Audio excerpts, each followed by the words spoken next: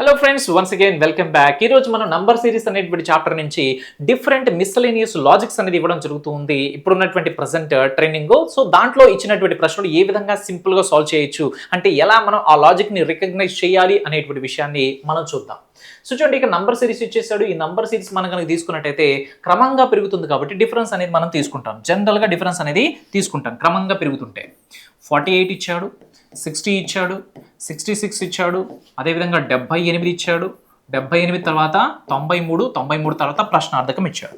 ఇక్కడ మనం డిఫరెన్స్ కనుక తీసుకుంటే 48కి ఎంత కలిపితే 60 వస్తుందంటే +12 కలపడం వల్ల. ఓకే, 60 నుంచి 66 రావాలంటే +6 కలపాలి. 66 నుంచి 78 రావాలి అంటే +12 కలపాలి. 78 నుంచి 93 రావాలి అంటే +15 కలపాలి. ఇక్కడ కలుపుతున్నటువంటి నంబర్స్ ఏమన్నా ఒక క్రమాన్ని ఫాలో అవుతున్నాయా? లేదు. సో కాబట్టి డిఫరెన్స్ ఖచ్చితంగా తీసుకోవాలి, ఎందుకంటే క్రమంగా పెరుగుతుంది కాబట్టి. కానీ డిఫరెన్స్ తీసుకుంటే లాజిక్ ఏం లేదు కదా. అలాంటప్పుడు మనం ఈ విధంగా కూడా చూడాలి. సో ఈ లాజిక్ ఒక్కసారి గమనించండి. ఇక్కడ ఈ లాజిక్ గమనించుకున్నట్టయితే ఇక్కడ 12 ఎలా వచ్చిందంటే 48లో ఉన్నటువంటి 4 8ల యొక్క మొత్తమే కదా 12 అంటే. ఎస్. నెక్స్ట్ 6 అంటే 60లో ఉన్నటువంటి 60 + 0 యొక్క మొత్తమే కదా ఇక్కడ 6 అంటే. ఎస్. 66కి 12 ఎందుకు కలిపామంటే 66లో ఉన్నటువంటి అంకెల యొక్క మొత్తం, అంటే డిజిటల్ సమ్ అనమాట.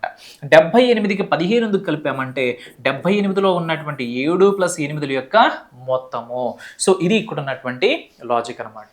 48కి 4 + 8 యొక్క వాల్యూ కలపడం వల్ల 60 వస్తుంది. 60కి 6 + 0 యొక్క వాల్యూ కలపడం వల్ల 66 వస్తుంది.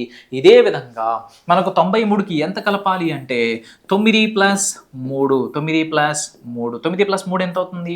9 + 3 అంటే మనకు 12 అవుతుంది అనమాట. 12. సో 93 ఒక 12 కనుక తీసుకున్నట్టయితే ఎంత అవుతుంది? ఇక్కడ 105 అవుతుంది. సో కాబట్టి 105 అనేది right answer. Some times difference తీసుకున్నప్పుడు లాజిక్ రావట్లేదు అంటే ఇలాంటి లాజిక్స్ కూడా ఉంటాయి. మరి ఇలాంటి ట్రిక్స్ కోసం మన ఛానల్ని సబ్స్క్రైబ్ చేయండి అండ్ లైక్ చేయండి, షేర్ చేయండి. మరి ఇదే మోడల్లో మరొక ప్రశ్న ఇక్కడ స్క్రీన్ పై పెట్టేటువంటి ప్రయత్నం చేస్తున్నాను. దానికి ఆన్సర్ చేసి కామెంట్లో కూడా మీ యొక్క ఆన్సర్ని తెలియచేయండి. సో